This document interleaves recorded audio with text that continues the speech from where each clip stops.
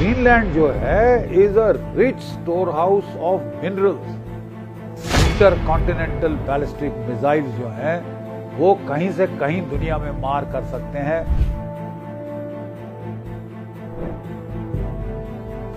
बड़ा भारी खतरा है अमेरिका को रूस के इंटरकॉन्टिनेंटल बैलिस्टिक मिसाइल से 490 गुना बड़ा, यानी कोई 500 गुना बड़ा आपको आयरन डोम सिस्टम बनाना पड़ेगा और दुनिया का विनाश तकरीबन ऐसे सिनेरियो में 100% तय है। Greenland is a wonderful place. We need it for international security. The people of Greenland are not happy with Denmark, as you know. Greenland एक मुल्क है जो एकदम से सुर्खियों में आ गया।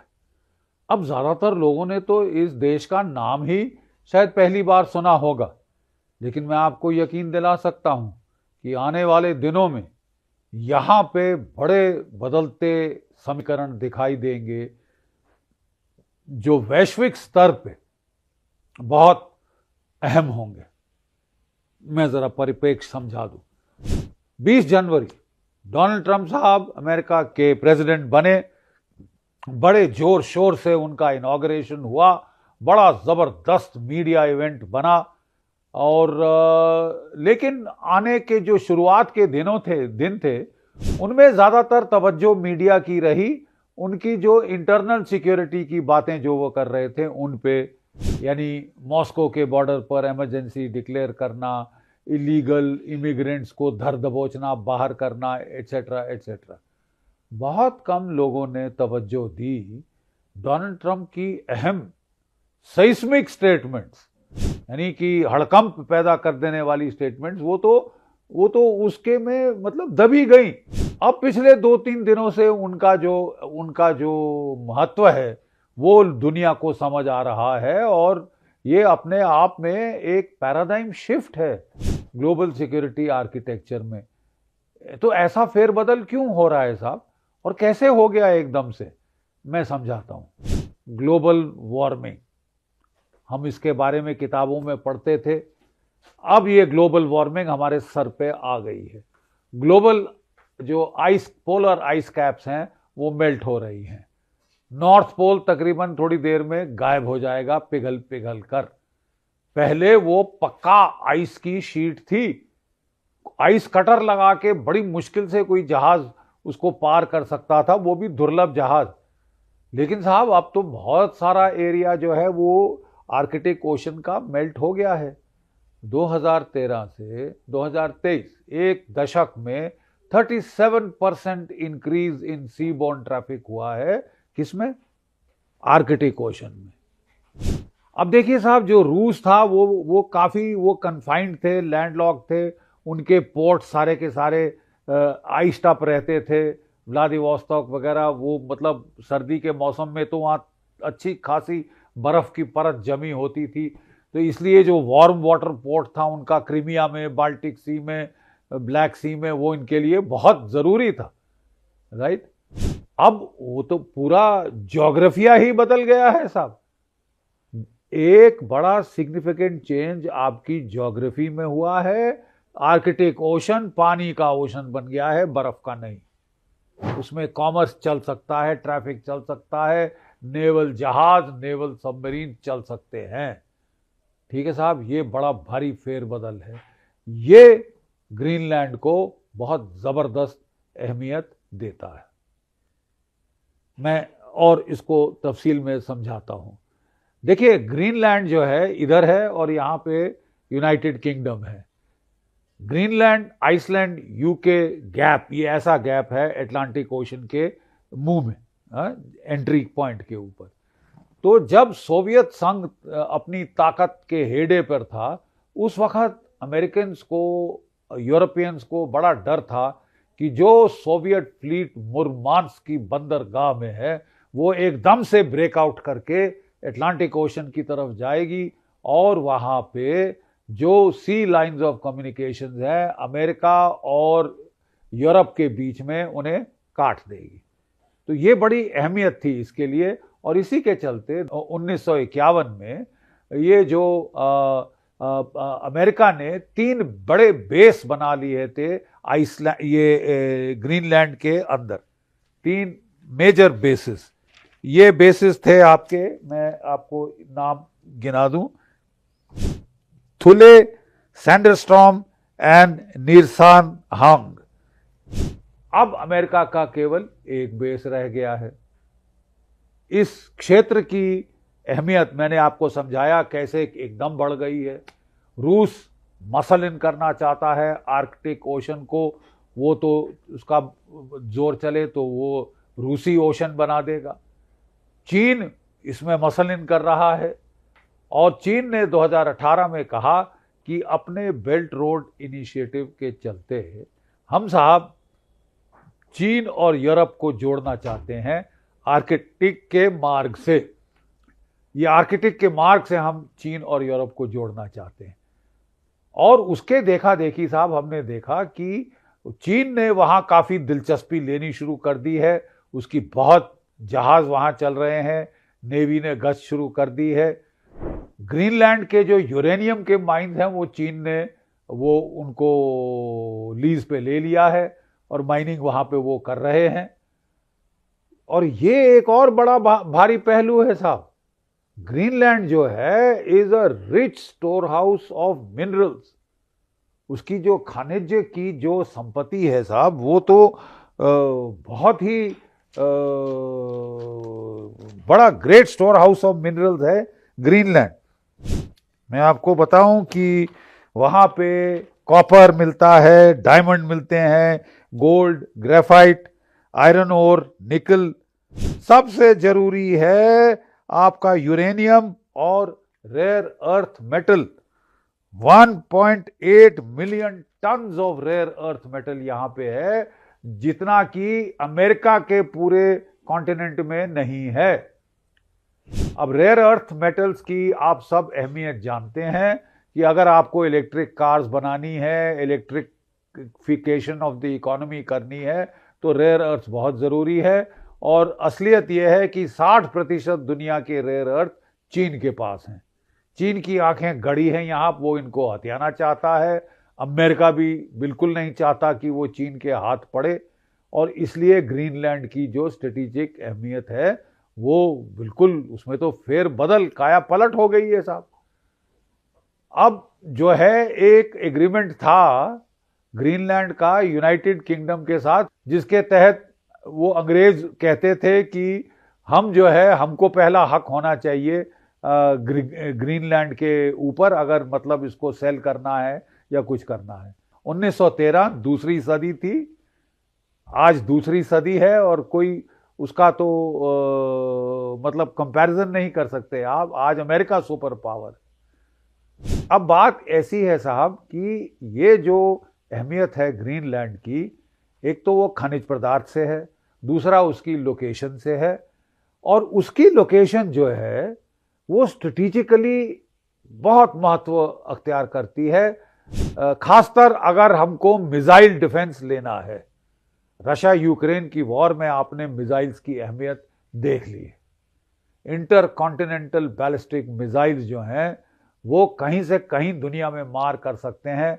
और अभी रशिया ने अपना ऑर्शनिक intermediate range ballistic missile fire करके दिखाया, जो कि कोई 6000 किलोमीटर मार सकता है और हाइपरसोनिक स्पीड पे है। उसको कोई मिसाइल डिफेंस रोक नहीं सकता साहब।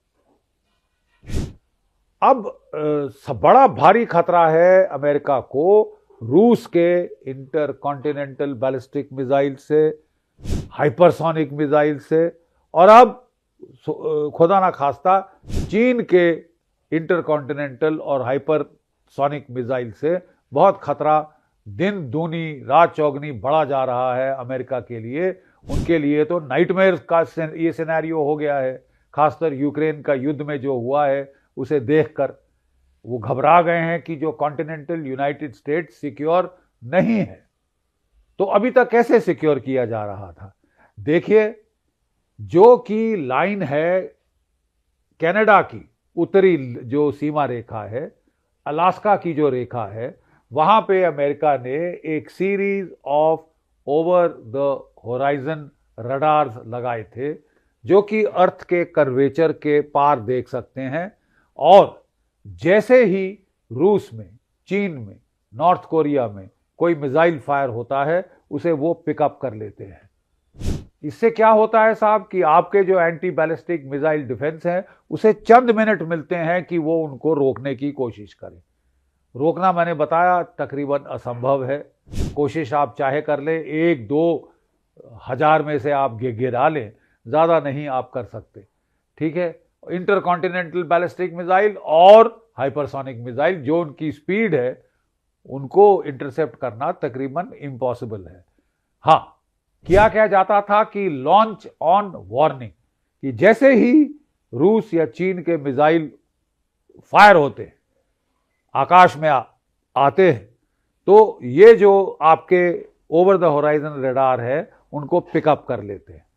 और लॉन्च ऑन वार्निंग, LOW, जैसे ही वो मिसाइल वहां से पिकअप होते हैं ये वार्निंग दी जाती है कमांड हेडक्वार्टर को। NORAD, North American air defence command जो है उसको ये वार्निंग जाती है, और वो हमारा जो रिस्पांस है, जो अमेरिका का रिस्पांस है, जो यूरोप का न्यूक्लियर रिस्पांस है, उसको ट्रिगर करता है अमेरिका के न्यूक्लियर रिस्पांस को, कि पलटवार जो उन्होंने करना है अपने इंटरकॉन्टिनेंटल बैलिस्टिक मिसाइल से, MRBM से, वो फायर हो जाते हैं और दुनिया का विनाश तकरीबन ऐसे सिनेरियो में 100% तय है, सर्टन है। ना केवल ओवर द होराइजन रडार्स हैं, सैटेलाइट्स भी हैं जो अर्ली वार्निंग देते हैं, बट केवल सैटेलाइट से काम नहीं चल सकता, उसको आपको बैकअप करना पड़ रहा है इस मिसाइल डिफेंस शील्ड से। अभी तक ये मिसाइल डिफेंस शील्ड ये कनाडा में थी, ये अलास्का में थी और ये ग्रीनलैंड में थी। मैंने बताया ग्रीनलैंड में अमेरिका के 3 बेस थे जहां ओवर द होराइजन रडार्स थे, अब केवल 1 बेस रह गया है। मैंने बताया किस तरह चीन वहां मसल इन करने की कोशिश कर रहा है, ग्रीनलैंड में यूरेनियम माइंस उसने धर पकड़ लिए हैं। ठीक है, रूस वहां पे हावी होने की कोशिश कर रहा है। तो इसीलिए अमेरिका को अब यह अनिवार्य है कि वो ग्रीनलैंड पे अपनी पकड़ मजबूत करे, चाहे वो खरीद ले, चाहे वो उसको बाय मिलिट्री फोर्स ले, लेकिन कनाडा, अलास्का, ग्रीनलैंड, अगर अमेरिका का डिफेंस पुख्ता होना है, मिसाइल डिफेंस, तो अमेरिका को ये सिक्योर करने होंगे, एब्सोल्युटली अनफेटर्ड एक्सेस लेना होगा। इसीलिए अमेरिका कह रहा है कि कनाडा को हम 51st स्टेट बना देंगे अमेरिका की, और ग्रीनलैंड को हम पकड़ लेंगे, धर पकड़ लेंगे। एक और भी चीज है साहब कि कनाडा और मेक्सिको के बरखिलाफ जो अमेरिका का, डोनाल्ड ट्रंप साहब का गुस्सा काफी जाहिर है, जग जाहिर है। उन्होंने कहा है कि मैं 25% टैरिफ लगाऊंगा। क्यों? क्योंकि चीन जो उस पे टैरिफ लगाए थे पहले ट्रंप साहब ने, फिर बाइडेन साहब ने, उनको बाईपास करने के लिए अपनी फैक्ट्रियां कनाडा और मेक्सिको में बना रहा है, अपनी इलेक्ट्रिकल व्हीकल्स वहां मेक्सिको में बना के वो अमेरिका में बेचेगा। इससे अमेरिका को बहुत गुस्सा चढ़ा है, काफी आक्रोश में है डोनाल्ड ट्रंप की चीन उल्टा उनको घेर रहा है। जैसे वो अपने बेस बना बना के बाकी देशों को घेर रहे थे, अब वो घेरे में आ रहे हैं। इसीलिए उनका आक्रोश कनाडा के बरखिलाफ, मेक्सिको के बरखिलाफ, और अब वो ग्रीनलैंड भी उनको चाहिए, बिकॉज वहां से भी वो घिर रहे हैं आर्कटिक के जरिए। उनकी अर्ली वार्निंग जो है डिफेंस शील्ड नोरैड को वहां एक्सटेंड करना होगा। डोनाल्ड ट्रंप अब बात कर रहे हैं एक आयरन डोम फॉर अमेरिका। सबसे बड़ा खतरा अमेरिका के एग्जिस्टेंस को आज है ये न्यूक्लियर मिसाइल्स का खतरा, ICBMs का खतरा, हाइपरसोनिक मिसाइल्स का खतरा। और इससे निपटने के लिए वो कह रहे हैं कि जैसे इजराइल ने एक आयरन डोम बनाया है, अमेरिका एक आयरन डोम बना के full proof, leak proof security कर देगा, एक एंटी बैलिस्टिक मिसाइल शील्ड बनाकर। लेकिन साहब इसमें मतलब काफी मुश्किलें पेश आ सकती हैं। इजराइल का टोटल क्षेत्रफल इलाका केवल 20,000 स्क्वायर किलोमीटर है। अमेरिका दुनिया का तीसरा बड़ा मुल्क है, इसका जो क्षेत्रफल 9.3 मिलियन स्क्वायर किलोमीटर। यानी अगर आपको एक आयरन डोम बनाना है, जैसे कि इजराइल ने अपने बचाव के लिए बनाया है और बड़ी मुस्तैदी से उसने हमास, हिजबुल्लाह, हौती, ईरान के रॉकेट और मिसाइल शूट डाउन किए हैं, अगर यही चीज़ अमेरिका के दर्जे पे बनानी पड़े, continent of United states America, तो आपको कोई 490 गुना बड़ा, यानी कोई 500 गुना बड़ा आपको आयरन डोम सिस्टम बनाना पड़ेगा, जिसकी कीमत कोई 2.9 ट्रिलियन डॉलर। सुन लीजिए ये आंकड़ा, 2.9 ट्रिलियन डॉलर कीमत होगी। क्या अमेरिका भी इसे अफोर्ड कर सकता है? अमेरिका का रक्षा बजट आज के दिन अमेरिका का रक्षा बजट जो है वो साहब आपका कोई 800 से 900 बिलियन डॉलर के ऊपर है। 2.9 ट्रिलियन डॉलर मतलब अमेरिका की जीडीपी इस वक्त 21 ट्रिलियन डॉलर है। तो मतलब ये तो उसका बड़ा हिस्सा जीडीपी का इसमें लग जाएगा।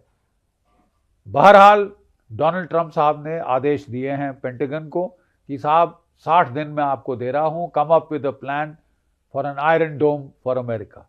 और उसके चलते अहमियत आती है कनाडा की, उसके चलते अहमियत आती है ग्रीनलैंड की।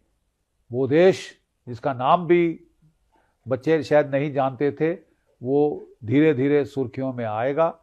और एक ये दर्शा रहा है वैश्विक स्तर पे एक भारी फेरबदल। अभी तक ग्लोबलाइजेशन की बात होती थी, ग्लोबल ऑर्डर की बात होती थी, रूल बेस्ड ऑर्डर की बात होती थी, अब बात हो रही है ताकत, हाइपर नेशनलिज्म, मस्कुलर नेशनलिज्म।